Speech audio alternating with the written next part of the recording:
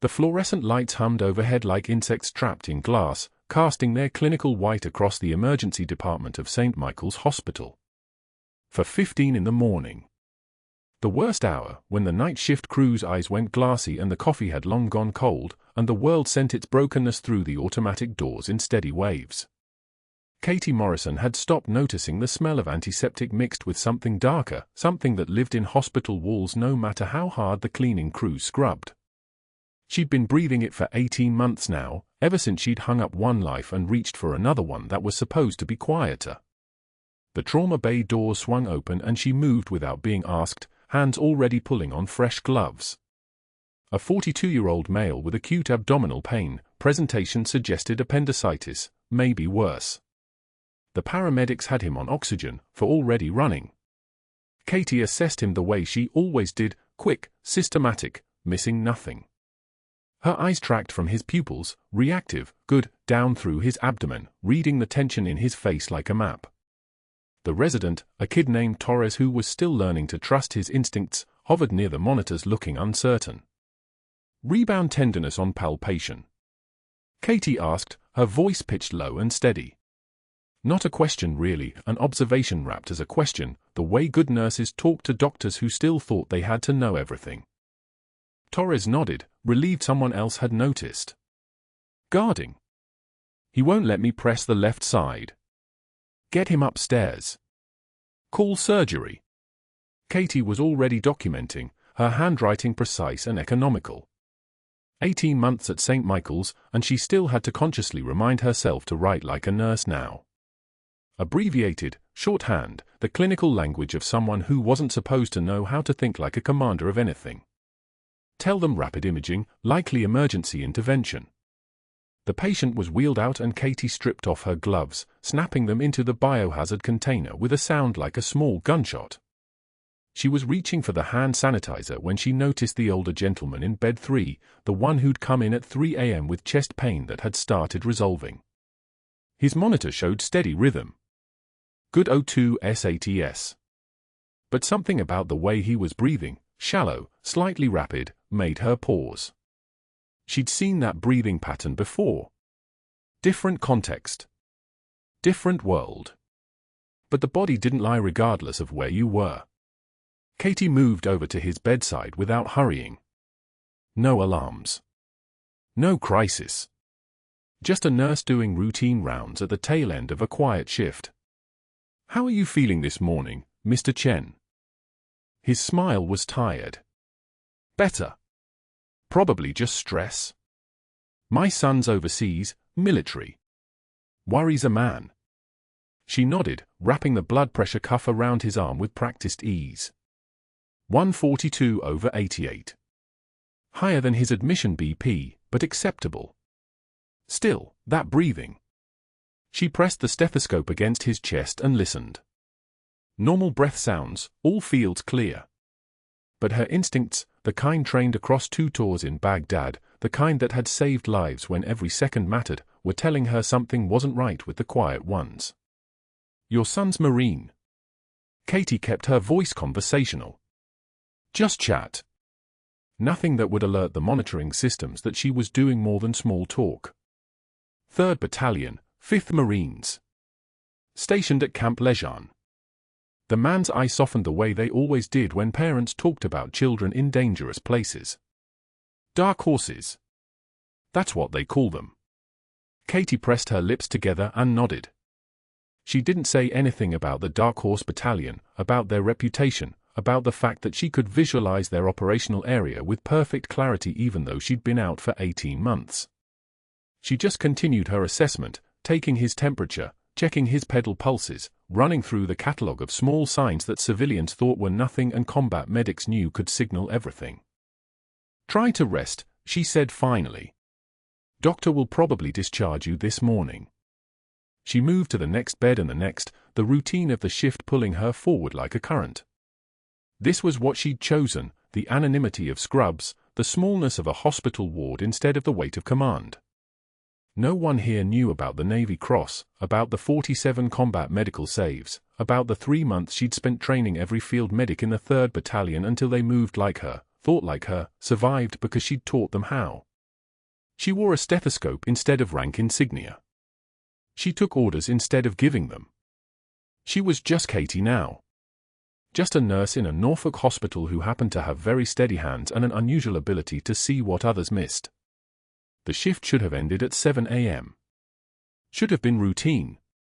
Katie had showered off the antiseptic and exhaustion, changed back into her civilian clothes, jeans, a long-sleeved shirt that covered the pale scars on her forearms, her cardigan buttoned up to her throat even in the warming morning. She'd pulled her dark hair back into a bun so severe it made her cheekbones look like they could cut glass. The jacket hanging in her locker had a small careful stitch along the lining, a faded unit patch from the 3rd Battalion sewn in by her own hands in a quiet moment, a tangible thread to the life she'd left behind. She didn't wear it often. Just enough to remember. The subway platform at Ghent Station was already filling with morning commuters when she arrived, the early crowd moving with the dull purposefulness of people who'd done this 1,000 times before. Katie descended the stairs and felt, as she always did, the strange shift that happened when she was off hospital grounds. The alertness that had never really left, no matter how many months she spent healing people instead of surviving combat. Her eyes automatically noted exits, assessed the crowd, categorized threats and assets with the efficiency of someone who'd lived in environments where that skill meant staying alive. She was standing near the platform edge, waiting for the 6:42 to Washington, D.C., when she heard the commotion. Not loud. Just wrong. A different quality to the crowd's movement. Katie's head turned before conscious thought caught up with instinct, and she saw the older gentleman collapse, the one from bed 3, the one whose son was 3rd Battalion, 5th Marines. His name was Chen. Mr. Edward Chen. And he was seizing as he went down, his body rigid and convulsing as it struck the hard platform with a sound that echoed off the tunnel walls. 3 people moved toward him. 2 froze. 1 woman fumbled with her phone to call 911. Katie was already in motion, crossing the platform in 4 long strides and dropping to her knees beside him as his head struck the platform again and blood began pooling beneath his right temple. No hesitation. No civilian moment of uncertainty. Her hands moved the way they always moved when the world needed saving, with the terrifying fluid precision of someone who'd done this when bullets were flying. "Get me a jacket," she called to a man standing nearby, and her voice carried the authority of someone used to being obeyed. "Anything. Now." He scrambled. Katie already had Chen stabilized, her hand on his head, her body angled to protect his spine as the seizure moved through him. 30 seconds of convulsion. 40. The seizure was lasting too long. Status epilepticus. Her mind catalogued the problem even as her hands worked through the solution, turning him onto his side, clearing his airway, monitoring his breathing as her eyes tracked the seconds on the platform clock, 6:37. 6:38. 6:38. The jacket arrived and she positioned it under his head, moving with the kind of calm that only comes from having done hard things in harder places. "When the ambulance arrives, tell them he's a 60-something male, witness seizure on platform, approximately 90 seconds duration, stable vitals now, clear airway, no trauma beyond the initial fall." The woman with the phone nodded, staring at Katie like she was something other than what she appeared. By the time the paramedics arrived at 6:42, Chen was conscious and breathing, his eyes confused but present. Katie stayed with him through the loading, hand steady as she relayed the information, the medical clarity in her voice painting the picture of someone who didn't just happen to know first aid. The paramedics exchanged a glance but didn't ask questions. "In Norfolk, you learned not to." He was being loaded into the ambulance when Mr. Chen's eyes focused on hers for a moment and he said, "You're military." Not a question. Katie didn't deny it. She never did. "Retired." "Thank you." His hand found hers for just a second. "My son's commanding officer, General Hastings, is always saying the best soldiers are the ones you can't see coming." "I think I know what he means now." The ambulance doors closed and Katie stood on the platform, her jacket still buttoned to her throat, watching the vehicle disappear into traffic. The 6:47 train arrived 20 minutes late and she boarded it like nothing had happened, like she hadn't just performed emergency stabilization with the muscle memory of combat medicine, like her quiet life in Norfolk hadn't just developed the smallest of complications. But that wasn't the worst part. The worst part was that the man she'd just saved, the father of a Marine in the 3rd Battalion, 5th Marines, was scheduled to be admitted to St. Michael's Hospital.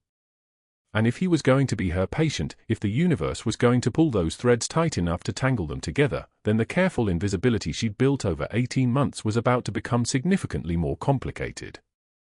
The morning Dr. Hargrove decided Katie Morrison needed to be publicly dismantled, he chose grand rounds, the one moment every week when the entire emergency department gathered in the conference room, when mistakes and successes were displayed like exhibits in a museum of competence.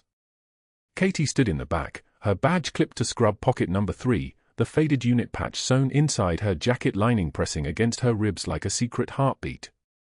She'd attended these rounds for 18 months without incident, listening, learning, staying invisible the way invisible people stay safe. Dr. Hargrove's voice carried the particular music of a man about to perform. Tall, legacy Princeton jaw, surgical tie clasp worth more than Katie's monthly car payment. He moved through the cases like a conductor, pausing at the 3rd presentation with a smile that didn't reach his eyes. A pediatric intubation from the previous Thursday. A routine case. A success. Now, this is what happens when someone doesn't stay in their lane, he said, advancing the slide. Katie's name appeared beside the patient file. Her assessment. Her recommendation for a size 4.0 tube based on the child's airways.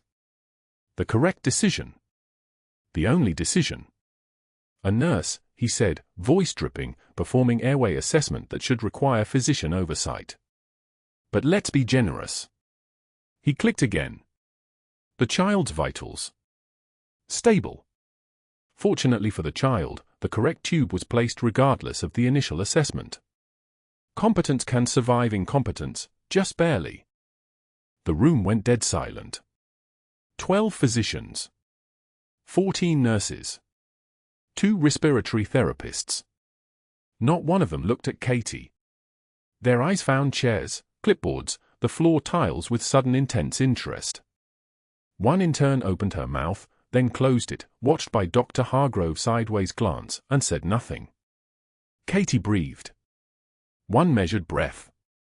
In through the nose, out through the mouth, the way she'd learned to breathe in convoy holds when mortar rounds landed 200 meters out. The way you breathe when your nervous system is screaming and your brain is quiet. She didn't flinch. She didn't look away from the slides. When Dr. Hargrove's eyes found hers for one deliberate second, she met them with the flat stare of someone who had already decided he was not worth her oxygen. Let's call that a learning moment, he finished, clicking to the next case. But the damage was already atmospheric. The message had traveled through the room like spilled antiseptic. This nurse thinks she's a doctor. This nurse overreaches. This nurse is a problem. 2 days later, Katie found Dr. Hargrove at the vending machine on the 3rd floor, that fluorescent-lit rectangle of processed sugar and solitude where people went to have private conversations they thought nobody would overhear. He was buying a Danish that cost $6 and a bottle of water that cost $4, the expense account shuffle of a man who'd never once checked his bank balance. You know what the problem is with nurses like Morrison? His voice carried down the hallway. He didn't lower it. He knew exactly how far it traveled, into the waiting room where Mrs. Chen sat with her son, where a patient named Rodriguez waited for discharge papers, where their ears became receivers for his broadcast. They see one successful outcome and suddenly they think they're trauma surgeons. Hero complex. Dangerous. Can get someone killed. Katie was 30 feet away, turning the corner with a patient chart, and she stopped. Not visibly. Her stride didn't break. Her hands didn't shake. But something in her chest did, not fear. Not shame. Anger, maybe, but anger was a luxury she'd learned to metabolize into fuel. She could have kept walking. The chart could have been delivered, the round could have continued, the day could have swallowed the moment like it swallowed 10,000 small humiliations. That's what staying invisible required. But then Dr. Hargrove laughed, actually laughed, and said, "She probably thinks that old man owes her something. Thinks she's a hero because she happened to be standing there when he collapsed." Katie turned. Walked back. The patients in the waiting room watched. Mrs. Chen watched her son watching Katie. The chart remained in her hands, professional, contained. "Dr. Hargrove," she said. Her voice was lower than his had been. Quieter. The kind of quiet that makes rooms lean in. "You're right. I'm not a surgeon. I'm a nurse. Which means I know that a size 4.0 tube in a pediatric airway with compromised anterior structures would cause subglottic stenosis. Which means I made the correct call. Which you confirmed by not changing it." She paused. Breathed. One tear, just one, formed at the corner of her left eye. She didn't hide it. She held his stare and wiped it away with the back of her hand, never breaking eye contact, her voice dropping even further. "You can mock me in front of patients. You can lecture me in rounds. But we both know what I did was right. And we both know why that bothers you." She turned. Walked away. Behind her, the vending machine hummed. The waiting room held its breath.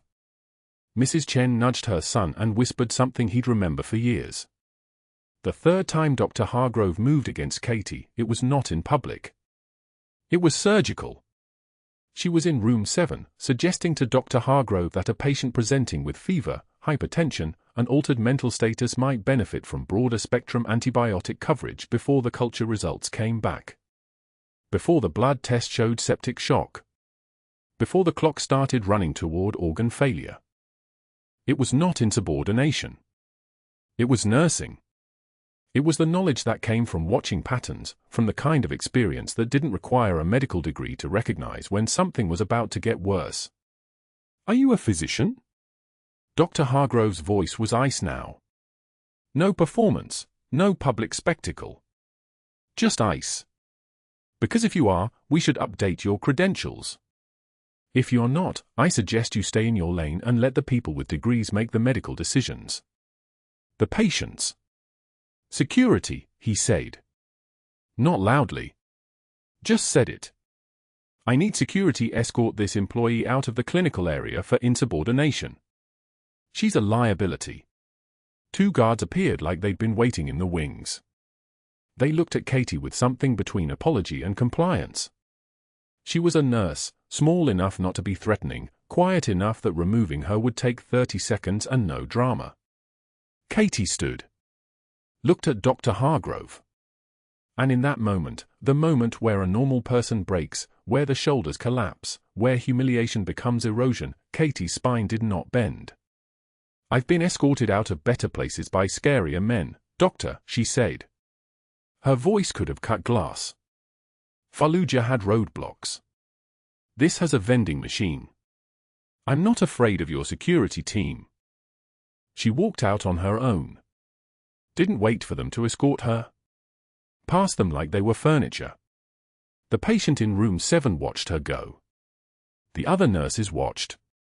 The guard stood there, 2 men paid to do a job that Katie had just made optional. General Hastings was in room 4, recovering steadily, a man who'd never mentioned his rank or his command, a man who'd been admitted as just another patient needing stabilization and monitoring. Katie checked his vitals every 4 hours, though her shift was supposed to end at 3. She stayed. The night shift nurse called in sick, and Katie's hands understood something her brain didn't want to admit, that this man mattered more than the standard 8 hours. She was changing his for fluids at 8 p.m., checking the gauge, ensuring the flow was steady, when he caught her wrist. "You're angry with someone," he said. Not a question. Katie didn't answer. Changed the fluid bag. Made the numbers on the pump align correctly. "My son," General Hastings continued, "serves in 3rd Battalion, 5th Marines. Dark horse. He told me once that his unit had the best field medic in the whole command. Taught them everything. He said, 'General, this person could save your life in a sandstorm with one hand tied behind their back.' I asked him her name. He said, I can't, sir. That's classified. Katie's hands froze on the fall line. He's been deployed for 14 months, the general said quietly. And I think he carries a faded unit patch in his helmet. From his mother's jacket lining. Because his mother taught him that real courage is saving lives when everyone's watching you fail. Katie withdrew her hands. Step back. The room suddenly felt very small, and the general's eyes, sharp, grey, the color of storm clouds, suddenly felt like they could see through every wall she'd built. Is he, she started. Safe, the general said. Because the officer commanding him is a man who knows that the quiet ones are the ones you trust with your life.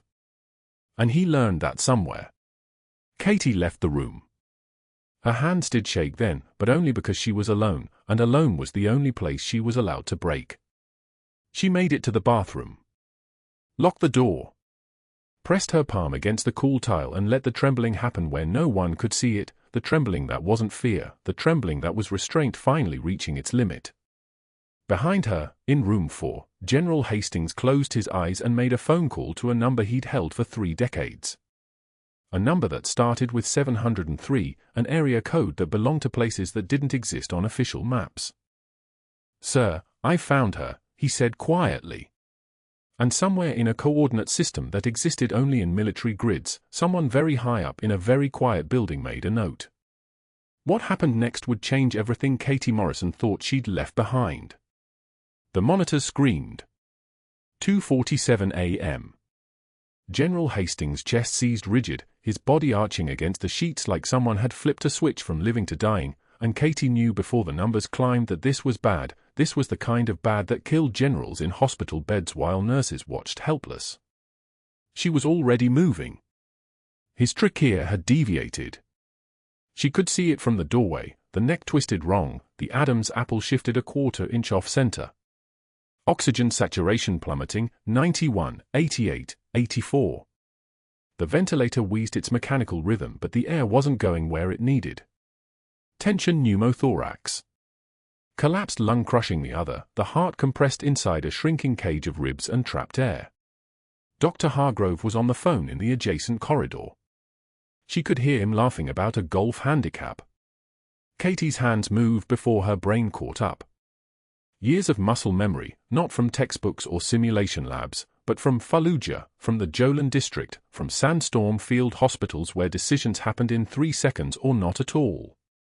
Her movements were precise, economical, the kind of fluid precision that comes from having already survived the worst and knowing the difference between hesitation and death. She reached for the emergency crash cart. Gloved up without thinking, her fingers finding the 14-gauge angiocath needle like it was muscle memory made steel. The room narrowed to just the patient and the math of physics, pressure plus time equals cardiac arrest. She didn't have time for hierarchy or permission or the kind of careful nursing that waits for doctors to arrive. The needle went in between the 2nd and 3rd ribs, mid-clavicular line, the exact spot where 1,000 soldiers had taught her to push when the desert was caving in around them. One smooth motion. No hesitation. The hiss of air escaping. It was like releasing a pressure valve, like the whole room exhaled, and General Hastings gasped his first real breath as the trapped air exploded out of his chest cavity. The oxygen monitor climbed, 75. Then 82. Her fingers were steady, the kind of steady that doesn't come from confidence but from having done this when the alternative was watching someone die. 88, 92.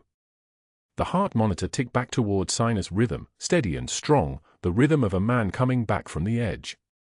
Stable. The general's eyes fluttered. His hand found her wrist. How long? Her voice came out different, not the careful, deferential tone she'd cultivated for 18 months at St. Michael's. Lower. Clipped. Command voice. 2 minutes. Maybe less. You knew exactly where to put it. Katie didn't answer. She was already checking breath sounds, already assessing, already knowing that somewhere in the building, the fluorescent lights buzzed in those cold hallways where Dr. Hargrove was still talking about his golf game while a man she'd saved once already, while a man who held her son's life in his hands every single day overseas, had almost died because his lung collapsed and the hospital's hero complex of a doctor was too busy proving his importance to notice. The next words came out of Katie's mouth before she could stop them. Field dressing applied. Vital stabilizing. ETA on a chest X-ray. One of the night nurses froze mid-stride. ETA. Field dressing. The language didn't match the scrubs. Katie caught herself, but it was too late. She saw it in the night nurse's face, the small calculation, the sudden weight of a question she didn't have the rank to ask. Who was this woman? What kind of nurse knew military casualty protocol well enough to use it unconsciously in a crisis? The monitors beeped their steady rhythm. General Hastings was breathing. Oxygenating. His blood pressure climbing back into survivable ranges. Katie ran through the post-stabilization checklist in her mind the way she'd been trained in a military hospital overseas, not in a civilian nursing program in Norfolk. Dr. Hargrove appeared in the doorway 30 seconds later, already annoyed that he'd been interrupted mid-call. His eye scanned the room, the open crash cart, the used needle, Katie's gloved hand steady at the bedside. What happened? Tension pneumothorax, Katie said. Needle decompression. Second intercostal space, midclavicular line. Vital stable now. She watched him calculate. Watched him realize that she'd done something he couldn't have done faster, couldn't have done better, couldn't have done without losing the patient. Watched his jaw tighten because authority was a fragile thing and right now, standing in front of a general and 3 night nurses, his authority had just been shattered by a woman in scrubs who'd saved a life with the kind of automatic precision that only came from somewhere he couldn't control and couldn't understand. Good work, he said, but the words were hollow, measured, already dangerous. He wasn't angry yet. He was calculating. General, you're lucky she was here.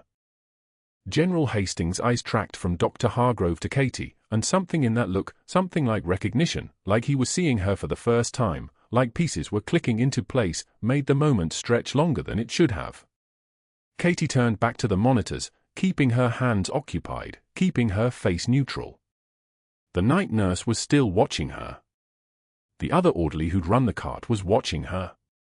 And General Hastings, who'd collapsed on a subway platform 2 weeks ago with no memory of the woman who'd saved him, was watching her with the kind of careful attention a man uses when he's trying to remember something important. But that wasn't the worst part. The worst part was knowing what had just happened. She'd revealed something. Not her name, not her rank, but the shape of who she'd been before she'd chosen to become someone else. And in a hospital where Dr. Hargrove controlled the narrative, where he had 3 board members on speed dial and a tenure that made him bulletproof, that revelation was a door opening to very dangerous consequences. The monitors beeped. General Hastings breathed. And Katie Morrison, Commander Katie Morrison, though nobody at St. Michael's was supposed to know that, stood at the bedside of a man whose son trusted her with his life, knowing that she'd just stepped out of the shadows into a spotlight she'd spent 18 months trying to escape. The next 60 seconds would decide whether she got to keep her quiet life or whether the person she'd fought so hard to leave behind was about to knock down every door she'd closed. Dr. Hargrove arrived 20 minutes after the code was called.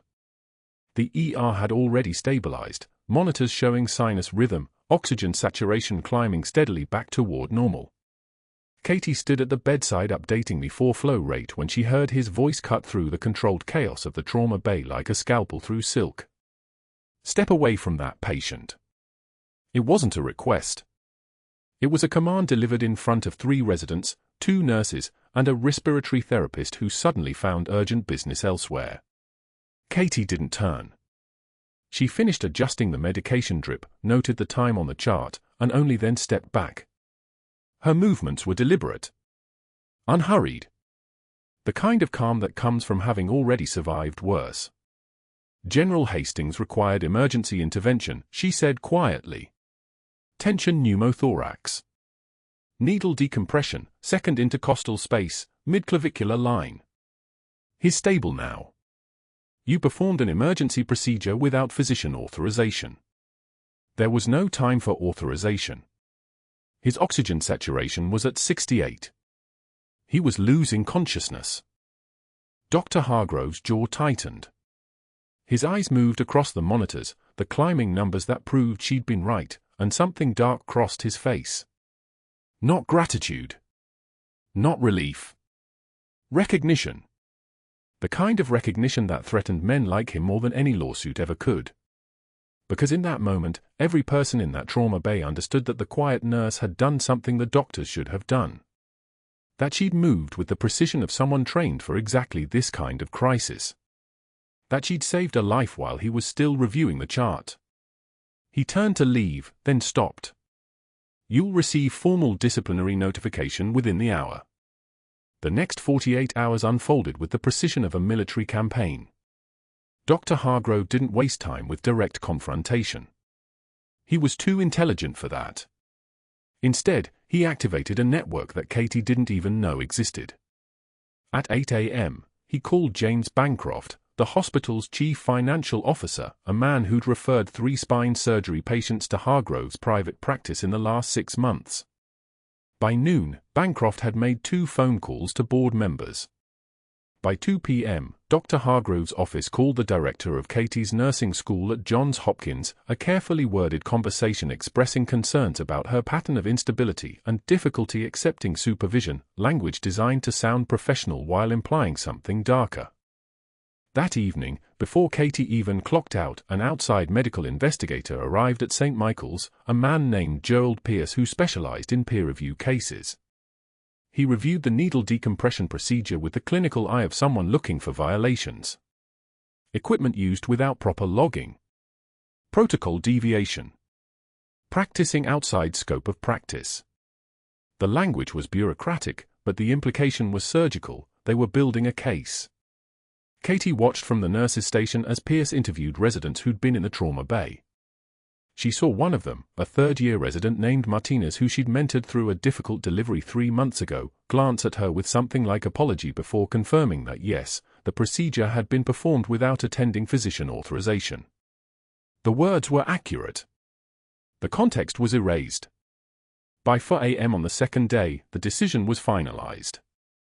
Katie received an email marked urgent from Human Resources, requesting her presence in the administration office at 7 a.m. She knew what it meant. The email was professional, clinical, devoid of any acknowledgement that she'd just saved a man's life. The meeting lasted 17 minutes. The chief nursing officer, Margaret Chen, someone Katie had worked alongside for 8 years, sat at the table but couldn't meet her eyes. The CFO did the talking. Gross violation of protocol. Practicing outside her scope of credentials. Unsafe decision-making that compromised patient safety, despite the positive outcome. The outcome was irrelevant, they explained. The process was the violation. Katie listened to every word without interrupting. Without defense. Without emotion. When they asked for her badge, she unclipped it from her scrubs and placed it on the table between them. "I understand," she said. That was all. Not because she accepted their logic, she didn't, but because she understood something they didn't. That fighting meant explaining. That explaining meant revealing. That revealing meant losing what was left of her quiet life entirely. She cleared her locker in the nurse's break room at 8:45 a.m. on a Tuesday. Her belongings filled barely 3 items, a sweater she kept for overnight shifts, a photo of her late husband Marcus, and a small battered notebook where she'd written down patient names and their outcomes over the years. 20 years of clinical hours. 20 years of lives held together. 20 years of knowing she was good at this. All of it discarded for violating a protocol that should have been violated. As she reached for the shelf's back corner, her fingers found the jacket. Her old Marine Corps dress jacket, the one she'd worn to Marcus's funeral and hadn't touched since, tucked behind her street clothes where no one ever looked. She pulled it down carefully. The fabric was faded from 18 years of storage, the insignia dulled, but the unit patch was still there, sewn into the lining at her breast. Reaper 6. Her call sign from Baghdad. The name that had belonged to a woman who could make impossible decisions under fire, who could stabilize a trauma patient with her bare hands and a field kit, who had saved 47 lives in 2 tours and trained every field medic in the 3rd Battalion on combat casualty care. That woman couldn't exist in a hospital. That woman was dangerous. That woman got good people killed if she stayed invisible. Katie folded the jacket carefully and placed it in the cardboard box with everything else. She didn't cry. Not yet. Not here. The rain started at 2 a.m. It hammered the parking lot in waves, turning the asphalt into a mirror that reflected streetlights like scattered coins. Katie sat on a bus bench 6 blocks from St. Michael's, her cardboard box beside her, soaked through her civilian clothes in a way that felt like punishment. Her phone had 17 voicemails, the hospital switchboard had blocked her number by 6 p.m., but people still tried to reach her. Colleagues expressing shock. Sympathy spoken in whispers. None of them offered to fight. None of them stood up and said the decision was wrong. The rain fell harder. It plastered her hair to her face and ran down her neck in cold streams. She pulled the unit patch from the box with trembling fingers and held it up to the streetlight. Reaper 6. The woman who'd crawled through an active firefight to extract a wounded sniper. The woman who'd performed emergency cricothyrotomy in the dark with nothing but a knife and her memory of anatomy. The woman who'd written letters to 23 families explaining that their sons and daughters weren't coming home, and had meant every word of her promise that their sacrifice meant something. That woman was still in there. Still breathing. Still real. But Marcus had asked her to leave that woman behind. 8 years of marriage, and every single day he'd loved the quiet nurse she was trying to be.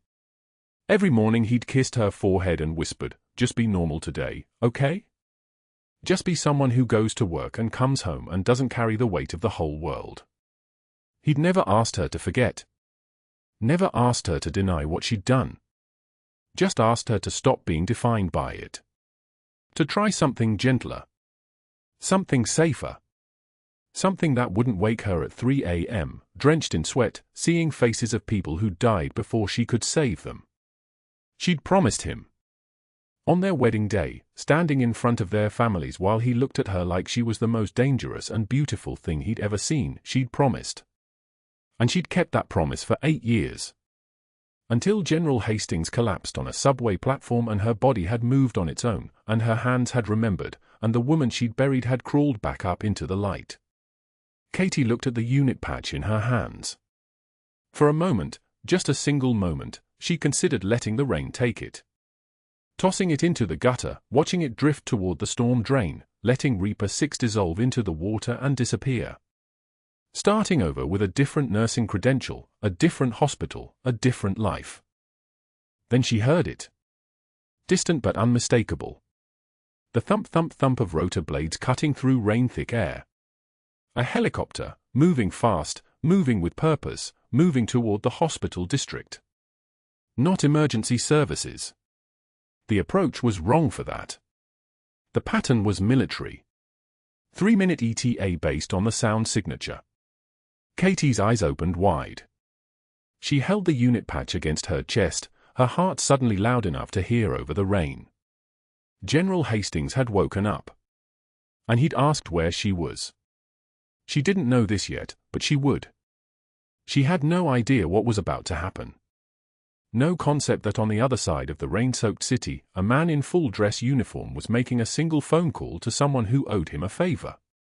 No understanding that 75 Marines from the 3rd Battalion were already suiting up, already boarding transport, already moving toward Norfolk with the kind of momentum that couldn't be stopped. All she knew was that the sound in the sky above her was getting louder. And for the first time since Marcus died, the woman she'd tried to bury was smiling. The sound reached her before the sight did. Rotors cutting through Norfolk air like thunder-splitting clouds. Katie stood in the parking lot at 2 in the morning, rain streaming down her face, when the first Humvee rounded the corner of St. Michael's and braked hard enough to send gravel spinning. 4 more vehicles followed. Not police.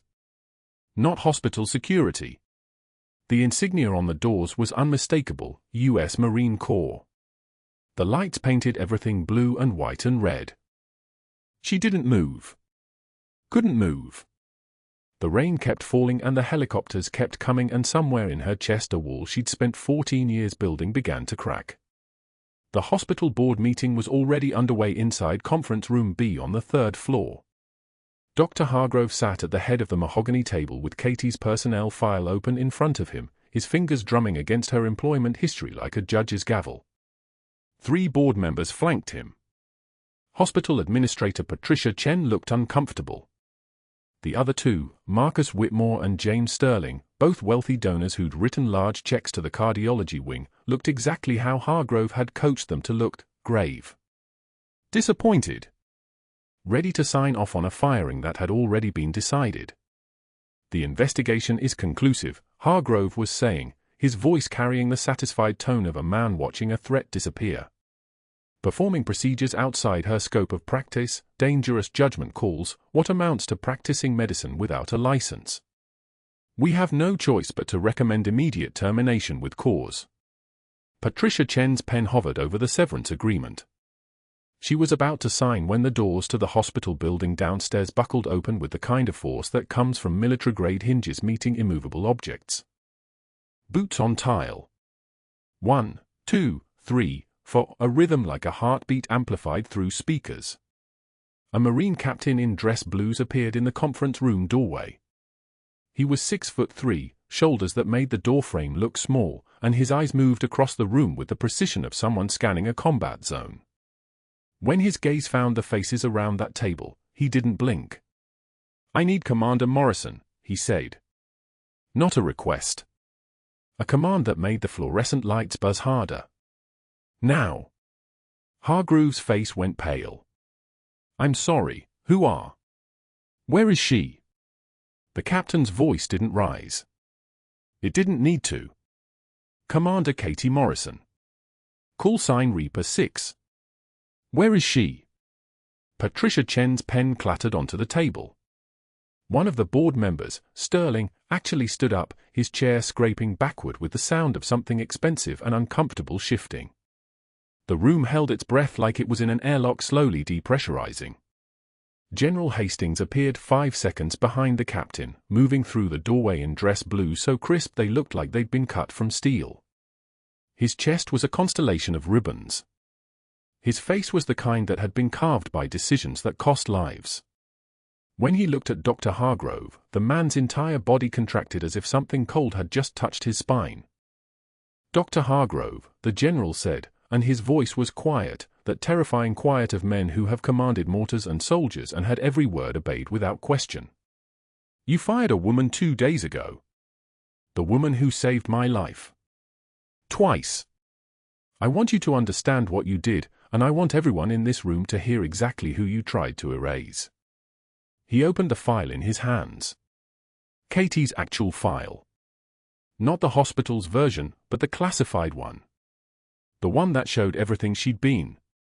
2 tours in Baghdad, the general began, and each sentence fell like a boulder into still water. 3rd Battalion, 5th Marines. 2,714 days of active service. 47 combat medical saves. Bronze Star. 2 Purple Hearts. And a Navy Cross for extracting wounded personnel under direct fire through a corridor the enemy had zeroed to 10 meters. He looked up. Directly at Hargrove. She personally trained every field medic in the 3rd Battalion. She was the one they called when someone was bleeding out in the back of a Humvee with no hospital within 50 kilometers. She was the reason soldiers came home with both legs instead of stumps. The general's voice changed then. The command tone shifted to something deeper. A father speaking about his son. "Your son, Katie's boy, carries a faded unit patch in his helmet every deployment. The one his mother sewed into her own jacket lining before she left that world behind. He told me," the general's eyes glistened. "He told me his mother taught him that real courage isn't what you do when the world's watching. Real courage is saving lives when everyone's watching you fail." 10 seconds of silence followed. Actual silence. No monitors beeping. No elevator dings. No ventilation system hum. Just 10 seconds of Norfolk understanding that it had tried to destroy a woman whose hands had held more lives together than most surgeons would in a lifetime. the security guard, the one who'd packed Katie's desk box into a cardboard container 2 days earlier with the kind of grim efficiency of a man following orders he didn't like, appeared in the conference room doorway. He was carrying another box. An empty one. His eyes met Dr. Hargrove's and something unspoken passed between them. A reckoning. "Dr. Hargrove," the guard said quietly, "I believe you know the way out, sir." Hargrove's face was the color of hospital walls. His mouth opened and closed like a fish pulled from water. He tried to speak, something about investigations and proper procedure, but the general didn't look at him again. The man simply turned away, and when the most powerful person in a room turns away from you, it's already over. The guard placed the empty box on the table in front of Hargrove's chair. It was a gesture so perfectly calibrated that it didn't need to be violent. The message was anatomically clear. Hargrove left. His shoes squeaked on the tile. Nobody watched him go. What happened in the next 6 months happened in fast forward, the way institutions collapse when they can no longer hide what they are. Hargrove's network, the board members he'd activated, the investigators he'd paid, all of it unraveled the moment federal agents began asking questions about his methodology. The Navy investigation that followed was thorough and devastating. His medical license was suspended within 40 days. Pending criminal charges for fraud, corruption, and falsifying medical records. He was gone from Norfolk by summer. But Katie stayed. She ran the emergency department at St. Michael's now, wearing the same scrubs she'd always worn, the only difference being that people looked at her differently. Not with pity. Not with fear. With the kind of respect that can only come from people who suddenly understood they'd been wrong about someone fundamental. Patients asked for her by name. Residents shadowed her shifts hoping some of that competence might transfer through proximity. The hospital board created the Katie Morrison Memorial VA Wing, free care for veterans, fully staffed, protocols named after lessons from Baghdad. She turned down the chief of surgery position 3 times. Kept the scrubs. Kept the night shifts. Kept her hands where they belonged, which was holding the hands of scared people at 3 in the morning. Dr. Hargrove, meanwhile, was checking in golden retrievers at Sunrise Veterinary Clinic in Tucson, Arizona. The name tag read Steve. He flinched when anyone called him doctor. He didn't anymore, but people still did sometimes, just to watch him flinch. He made $12 an hour. He lived in a studio apartment with water-stained ceilings. The Navy crossed that Katie wore for a day, one day, when she came back to Norfolk in dress blues for a ceremony nobody expected, cost more than his monthly rent. The ceremony was the one moment Norfolk officially acknowledged what it had tried to destroy. 75 Marines formed an honor corridor outside St. Michael's. Not for the hospital. For the woman walking between them in dress blues with medals on her chest and her son standing at attention in the line, his eyes shining. The local news ran the story. The national news ran it. Veterans Affairs called asking if she wanted to work at the Pentagon. She said no thank you. The trembling wasn't fear. It was restraint. The kind that comes from someone who could have let the anger win, could have taken the promotion and the power and the revenge that would have been so easy to justify. Instead she chose scrubs and patience and the kind of quiet that comes from knowing exactly who you are and not needing anyone else to validate it anymore. Scars tell stories. Katie's scars just happened to be invisible most of the time, visible on hands and in the steadiness of her voice and in how she never once looked back at the life she'd been forced to choose between. She'd been a warrior and then she'd been a nurse and in the end, she'd figured out that they weren't different things at all. If you've ever felt powerless watching someone be destroyed for excellence, if you've ever known someone whose gifts threatened smaller people and paid the price for it, share this story. Real courage survives slander. And the truth always rises with reinforcements. Subscribe and hit that notification bell, next video drops in 48 hours.